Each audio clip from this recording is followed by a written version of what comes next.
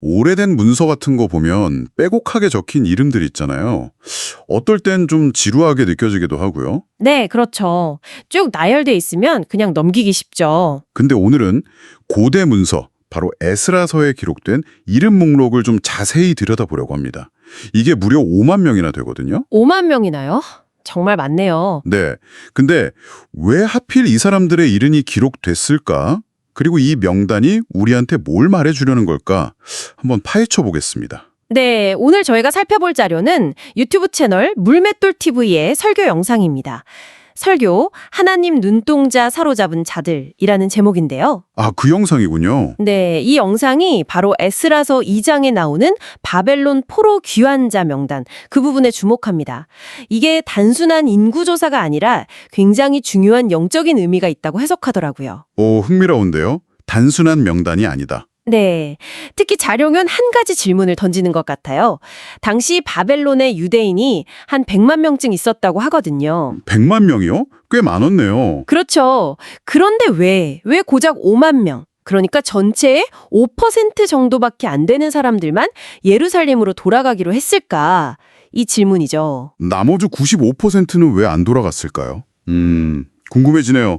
오늘 그럼 이 차료가 제시하는 해석을 따라가 보면서 그 배경이랑 또 이게 오늘날 우리에게 주는 의미는 뭔지 좀 깊이 들어가 보죠. 좋습니다. 이 명단은 그냥 출석 체크한 게 아니라 그 시대 사람들의 정말 운명적인 선택을 보여주는 증거라고 할 수 있어요. 운명적인 선택이요. 네. 이름 자체의 가치, 또 그 이름하고 연결되는 명예라는 개념도 있고요. 나아가서는 바벨론 포로 귀환이라는 그 큰 역사적 사건 속에서 개개인이 내린 결정, 그리고 그 결정에 담긴 영적인 무게까지 여러 겹의 의미가 있는 거죠. 그렇군요. 네. 그래서 오늘 이 자료 분석을 통해서 그 70년 포로 생활 끝내고 폐허가 된 고향으로 돌아가겠다. 이렇게 결정한 사람들의 이야기, 그리고 그 선택이 오늘 우리한테 어떤 생각을 하게 만드는지 같이 살펴보겠습니다. 좋습니다. 그럼 먼저 이름 자체에 대한 이야기부터 시작해 볼까요? 자료에서 이름이 그냥 누구를 부르는 기호, 그 이상이라고 하던데요. 네, 맞아요. 한 사람의 정체성, 때로는 그 사람 고향이나 배경, 심지어 성품까지도 담고 있을 수 있다. 이런 거죠. 그렇죠. 우리 사회생활에서도 이름이 기본이고 또 사람이 죽으면 호적에서 이름이 지워지잖아요. 그 존재 자체랑 연결된 것 같아요. 네. 자료에서는 비유를 들더라고요. 작은 씨앗 하나에 앞으로 자랄 나무의 모든 정보가 다 담겨 있듯이 이름 안에도 그 사람의 삶과 이야기가 압축되어 있다. 이런 해석이에요. 씨앗 비유. 와, 닿네요. 그런데 여기서 한 걸음 더 나아가서 이름하고 명예는 좀 다르다고 설명해요. 연결은 되어 있지만 차원이 다른 가치라는 거죠. 이름과 명예. 어떻게 다른가요? 이름이 우리가 태어나면서 받는 생물학적, 사회적 기호에 가깝다면요. 명예는 살아가면서 쌓아 올리는 거잖아요. 사회적으로나 영적으로 얻는 인정, 존경. 그러니까 후천적인 가치에 더 가깝다고 보는 거죠. 아, 후천적인 가치. 네. 그래서 사람들이 보통 나이가 들거나 삶의 의미를 좀 깊이 생각하게 되면 이 명예를 더 소중하게 여기잖아요. 명예로운 삶, 가치 있는 삶을 위해서 막 노력하고 희생하기도 하고요. 왜냐하면 명예는 그 사람이 죽은 후에도 남아서 기억되는 어찌 보면 불멸의 가치니까요. 아, 그래서 그 속담 있잖아요. 호랑이는 죽어서 가죽을 남기고 사람은 죽어서 이름을 남긴다. 이게 그냥 이름이 아니라 그 사람의 삶이 남긴 명예를 뜻한다고 보는 거군요. 정확합니다. 바로 그 점을 이 자료가 강조해요. 성경 잠언에도 많은 재물보다 명예를 택하라 이런 말씀이 있거든요. 네, 있죠. 이게 바로 물질적인 것보다 영원히 남는 가치, 그러니까 명예로운 삶이 중요하다는 걸 말해준다는 거죠. 이런 관점에서 보면 에스라서에 기록된 이름들은 그냥 이름 목록이 아니라 명예롭게 기억될 만한 선택을 한 사람들, 그런 목록이라는 의미가 되는 거죠. 와, 이름과 명예에 대한 이해가 깊어지네요. 그럼 이제 이 배경을 가지고 에스라서의 구체적인 역사적 상황으로 들어가 보죠. 당시 유대인들이 바벨론의 포로로 잡혀간 지 한 70년 가까이 됐을 때죠. 네, 맞습니다. 약 100만 명 정도가 바벨론 제국 여기저기 흩어져서 집단촌 같은 걸 이루고 살았다고 해요. 지파별로, 가문별로 공동체를 유지하면서요. 네. 바로 그때 바벨론을 무너뜨린 페르시아 제국의 초대 왕이죠. 고레스가 아주 역사적인 칙령을 냅니다. 그 유명한 고레스 칙령이군요. 네, 내용이 정말 파격적이었어요. 유대인들은 이제 고향인 예루살렘으로 돌아가라. 그리고 무너진 여호와의 성전을 다시 지어라. 이런 명령이었죠. 돌아가라고 허락한 것도 대단한데 성전까지 다시 지으라고요? 네. 근데 더 놀라운 건 그냥 돌아가라고만 한 게 아니에요. 성전 짓는 데 필요한 경비, 그리고 예전에 바벨론 왕 느부갓네살이 예루살렘 성전에서 뺏어왔던 금, 은 그릇들 있잖아요. 네. 그것까지 다 돌려주면서 적극적으로 지원하겠다고 약속했다는 점입니다. 와, 왕이 왜 그렇게까지 했을까요? 그냥 정치적인 제스처는 아니었을 것 같은데요. 물론 역사학적으로 보면 피정복민들한테 좀 잘해줘서 제국을 안정시키려고 했다, 이런 해석도 당연히 있습니다. 그런데 이 설교 영상 자료는 성경 기록에 좀 더 집중해요. 성경에는 어떻게 나와 있나요? 고레스 왕 스스로가 칙령에서 이렇게 선포했다고 강조해요. 하늘의 하나님 여호와께서 세상 모든 나라를 내게 주셨고 내게 명령하셔서 유다 예루살렘에 성전을 건축하라 하셨다. 이렇게요. 아, 자기 스스로가 하나님의 명령을 받았다고 선언한 거네요. 그렇죠. 고레스는 자기 성공이나 권위가 이스라엘의 하나님한테서 왔다고 믿었고 이 귀한 명령이랑 성전 재건 명령도 하나님의 뜻이라고 받아들였다는 거예요. 그리고 더 나아가서 이 자료는 이미 100여 년 전에 기록된 이사야서 44장 45장에 고레스라는 이름이 정확하게 딱 나온다는 사실을 지적해요. 이름까지요? 네. 그가 하나님의 목자로서 예루살렘을 다시 세우고 성전 기초를 놓을 거라는 예언이 있었다는 거죠.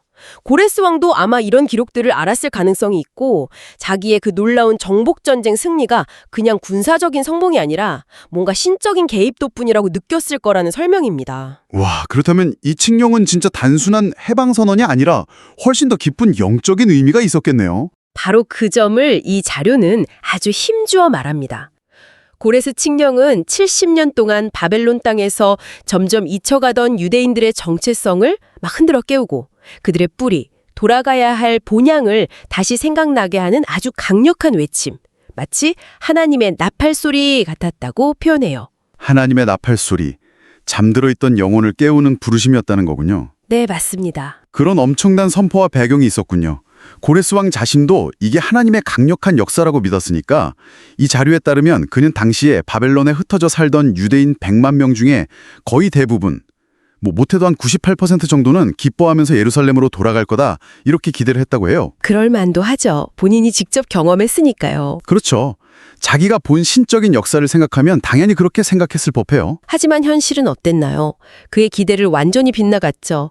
돌아가겠다고 의사를 밝히고 실제로 예루살렘으로 돌아간 사람들의 수는 약 5만 명에 불과했습니다. 5만 명이요? 100만 명 중에서? 네, 정확히는 49,897명으로 기록되어 있어요. 전체 100만 명의 유대인 포로 중에서 정말 딱 5%만 돌아간 셈입니다. 와, 5%. 95%가 남았다니 이건 정말 상상 이상으로 반응이 저조한데요? 이거 누구에게나 큰 충격이었겠어요. 그렇습니다. 이 영상 자료는 그 결과를 여러 각도에서 봐요.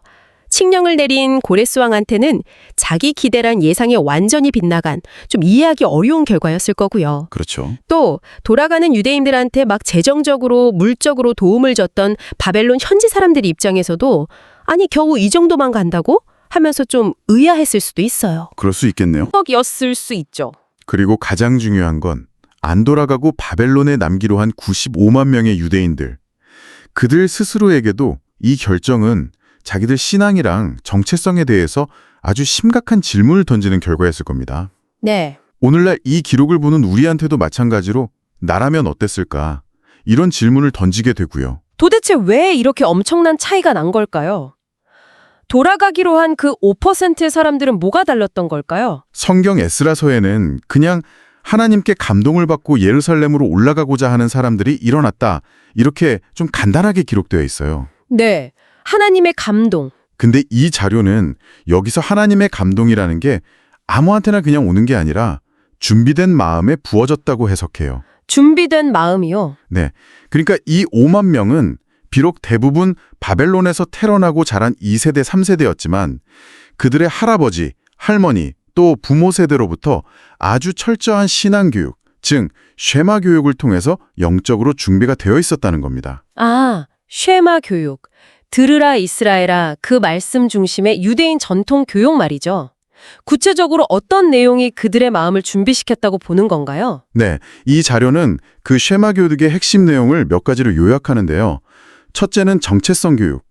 너는 누구냐 물으면 너는 하나님의 선택받은 백성, 아브라함의 후손이다. 이렇게 답하게 하는 교육이죠. 정체성, 중요하죠. 둘째는 본향 교육.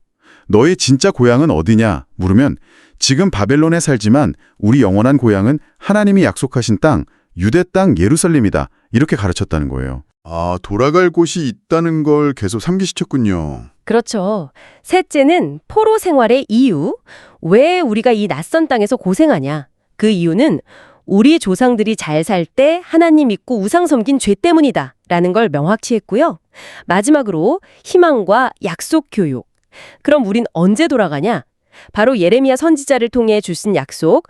70년 포로 생활 끝나면 반드시 돌아간다는 하나님의 약속을 붙들게 한 겁니다. 아, 단순히 지식 전달이 아니었겠네요. 네, 그게 중요해요. 이 내용을 그냥 한 번 배우고 끝난 게 아니라 매일같이 가르치고 외우고 마음에 깊이 새겼다고 해요. 마치 다니엘이 포로 상황에서도 예루살렘 쪽으로 창문 열어놓고 하루 3번씩 기도하면서 고국이랑 성전을 잊지 않았던 것처럼요. 아, 다니엘처럼. 네, 이 5만 명의 마음속에는 늘 예루살렘을 향한 불길, 그러니까 돌아가야 한다는 열망과 소망이 꺼지지 않고 계속 타오르고 있었다는 해석입니다. 그래서 고레스 칙령이 딱 떨어졌을 때 그게 갑작스러운 일이 아니라 오랫동안 기다리고 준비해왔던 바로 그때가 왔구나, 이렇게 받아들일 수 있었다는 거죠. 이미 마음으로, 어쩌면 실제로도 떠날 준비를 하고 있었던 사람들이라는 거예요. 아, 그렇군요. 하나님의 부르심, 그 감동이라는 게 그냥 허공에 뿌려지는 게 아니라 오랫동안 말씀을 마음에 품고 그 약속을 붙들면서 준비된 영혼들한테는 결정적인 힘이 되었다. 이런 해석이네요. 네, 맞습니다. 자, 그러면 이제 반대로 돌아가지 않은 95%의 사람들, 그들은 왜 남기로 했을까요? 단순히 준비가 부족했다, 이렇게만 볼 수 있을까요? 이 자료는 그들의 선택을 쉐마 말씀의 핵심을 외면한 결과라고 봐요. 쉐마의 핵심이 마음을 다하고 뜻을 다하고 힘을 다해서 네 하나님 여호와를 사랑하라는 거잖아요. 네. 근데 이 95%의 사람들은 하나님을 향한 사랑이나 약속의 성취보다는 당장 눈앞에 보이는 현실적인 안정, 편안함, 이걸 더 사랑하고 선택했다는 지적이에요. 현실적인 안정. 네. 바벨론 생활이 70년 가까이 되면서 거기서 태어나고 자란 세대들은 바벨론 문화, 언어, 경제 시스템에 완전히 익숙해졌을 거 아니에요. 나름대로 자리 잡고 안정적으로 살고 있었을 수도 있고요. 반면에 예루살렘은 폐허가 됐고 돌아가서 성전을 다시 짓는다는 건 분명히 힘들고 어려운 길이었을 테니까요. 현실적인 계산이 앞섰을 수 있다는 거죠. 어떻게 보면 고레스 칙령의 진짜 의미는 그냥 해방이 아니라 돌아가서 성전을 재건하라는 구체적인 사명이었는데 그 사명보다는 해방된 현실 그 자체에 그냥 머물러 버린 거라고 볼 수도 있겠네요. 네, 이 자료가 바로 그 부분을 아주 날카롭게 지적해요. 해방은 됐는데 돌아가야 할 곳으로 돌아가지 않는 것. 이건 진정한 회개도 아니고 순종의 모습도 아니라고 해석합니다. 이방 땅 바벨론에 계속 머무는 건 뭐 정치적인 자유를 얻었을지 몰라도 영적으로는 여전히 이방 문화와 가치관의 영향 아래 있는 거다. 즉 영적인 포로 상태에 그냥 머무는 걸 의미한다고 보는 거죠. 영적인 포로 상태. 여기서 신약성경 누가복음 11장에 나오는 비유를 인용하는데요. 어떤 사람한테서 더러운 귀신이 나갔다고 해서 끝이 아니라는 거예요. 아, 그 비유 알아요. 네, 그 빈 마음에 하나님의 말씀이란 성령으로 채우지 않으면 나갔던 귀신이 자기보다 더 악한 귀신 7을 데리고 다시 들어와서 그 사람의 나중 형편이 처음보다 더 나빠질 수 있다는 경고잖아요. 그렇죠. 이 비유를 적용해서 바벨론에서 해방은 됐지만 예루살렘으로 돌아가서 하나님의 집을 다시 짓는 그 사명을 감당하지 않은 사람들, 이들의 영적 상태는 오히려 시간이 갈수록 더 세속화되고 하나님과 멀어질 위험에 처할 수 있었다고 경고하는 거죠. 바벨론의 평화가 영원할 거라는 착각 속에 머물렀지만 페르시아 다음에 또 다른 제국, 어쩌면 더 힘든 통치 아래 놓일 수도 있는 불확실성을 생각 못했다는 분석입니다. 돌아간 5만 명과 남은 95만 명. 그 선택의 갈림길에는 단순히 고향으로 가냐 마냐의 문제를 넘어서 이런 깊은 영적인 의미와 결과가 있었군요. 자, 그럼 이제 다시 에스라사에 기록된 그 5만 명의 이름으로 돌아가 보죠. 이 자료는 하나님께서 이 돌아온 사람들의 이름을 아주 특별하고 귀하게 여기신다고 강조하던데요. 그 이유는 뭘까요? 그 이름들이 바로 하늘의 생명책에 기록된 이름들하고 같은 가치를 지닌다고 보기 때문이에요. 하늘의 생명책이요? 네. 이 자료는 심지어 이런 추측까지 해요. 만약 1,000,000명 유대인 모두가 하나님의 부르심에 순종해서 돌아왔다면 하나님께서는 기꺼이 그 1,000,000명 이름 모두를 성경에 기록하셨을 거다. 그만큼 이 50,000명의 선택 그리고 귀환이라는 행동 자체가 하나님 보시기에 중요하고 가치 있었다는 해석입니다. 하늘의 생명책과 연결하는 게 되게 흥미로운데요. 어떤 근거로 그렇게 해석하나요? 몇 가지 성경 구절을 근거로 들어요. 예를 들어 누가복음 10절에서 예수님 제자들이 막 귀신들이 자기들한테 항복하는 거 보고 기뻐서 돌아왔을 때 예수님이 뭐라고 하시냐면 귀신들이 너희에게 항복하는 걸로 기뻐하지 말고 너희 이름이 하늘에 기록된 것으로 기뻐하라 이렇게 말씀하시거든요. 아, 그 말씀. 네, 눈에 보이는 능력이나 성과보다 우리 존재 자체가 하나님께 인정받고 하늘에 속했다는 사실, 그게 더 근본적인 기쁨의 이유라는 거죠. 또 요한계시록 13장에서는 마지막 때에 땅에 사는 사람들 중에 창세 이후로 어린 양의 생명책에 이름이 기록되지 못한 사람들은 다 짐승에게 경배하게 될 거라고 경고해요. 무서운 경고네요. 그렇죠. 그러니까 생명책에 이름이 기록됐다는 건 하나님의 백성으로서의 정체성, 구원의 보증을 의미한다는 거예요. 이런 맥락에서 볼 때 비록 힘들고 어려운 길이었지만 세상의 안정과 편안함, 즉 바벨론을 포기하고 하나님의 부르심, 예루살렘 귀환과 성전 재건을 따라 나선 이 50,000명. 그들은 그들의 직업이나 재산, 학력 이런 거랑 상관없이 그 돌아감이라는 순종의 행위 자체로 하늘에 속한 자들임을 증명했고 그들의 이름이 하늘 생명책에 기록될 만한 가치를 지녔다고 해석하는 겁니다. 그렇군요. 반면에 돌아가지 않은 95%는 여전히 땅의 가치관, 현실에 묶여있는 상태임을 보여준다고 볼 수 있고요. 여기서 더 나아가서 이 자료가 어떤 선교사님의 천국 방문 간증을 인용하면서 더 놀라운 관점을 제시하던데요.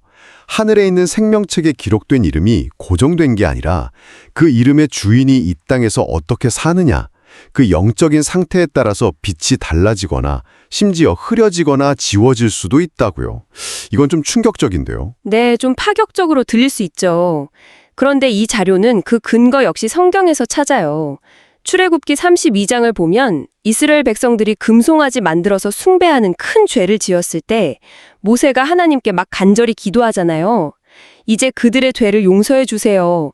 만약 그렇지 않으시면 차라리 주께서 기록하신 책에서 제 이름을 지워주세요. 라고요. 아, 모세의 그 간절한 기도. 네, 그때 하나님께서 뭐라고 답하시냐면 누구든지 내게 범죄하면 내가 내 책에서 그를 지워버리리라. 이렇게 말씀하세요.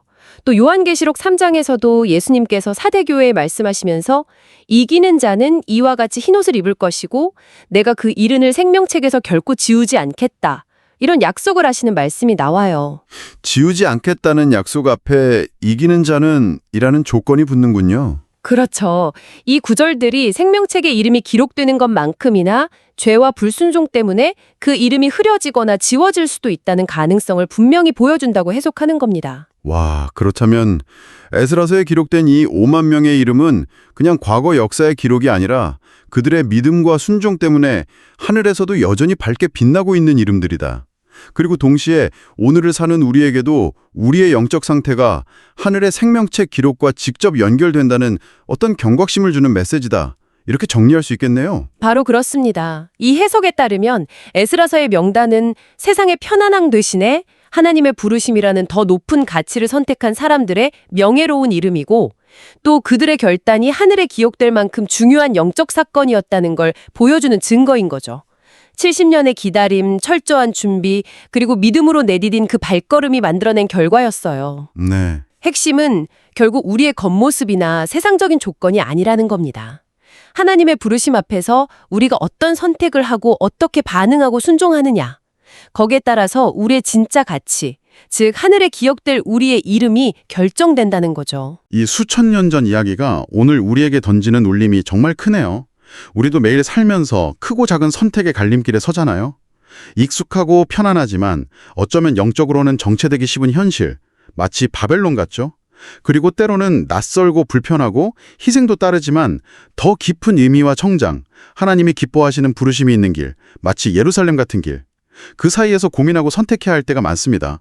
네, 그렇죠. 이 자료의 분석은 바로 그 순간 나의 선택이 나의 이름을 어떻게 만들어가고 있는지, 그리고 그 이름이 하늘의 기준에서 어떻게 평가받고 기억될지를 돌아보게 만드는 것 같아요. 여러분의 이름은 지금 하늘에서 어떤 빛을 내고 있을까요? 마지막으로 이 자료 속에 인용된 시의 한 구절을 빌려서 여러분께 이 질문을 남기면서 마무리할까 합니다. 그대의 시선은 어디로 향해 있는가? 그대의 시선은 어디로? 혹시 여전히 사람들의 인정이나 박수, 세상의 화려함과 안락함에 딱 고정되어 있지는 않으신지요? 아니면 눈에 보이지는 않지만 더 영원하고 본질적인 가치, 하나님의 부르심과 그분의 나라를 향하고 있습니까? 지금 여러분이 걷고 있는 길이 넓고 편안해 보이지만 결국 생명에서 멀어지는 길인가요? 아니면 좁고 때로는 힘들지만 진정한 생명과 명예로 이어지는 길인가요? 이 질문에 대한 여러분 각자의 정직한 대답이 바로 이 땅에서의 삶을 넘어서 하늘에 영원히 기록될 여러분의 이름을 빚어갈 것입니다.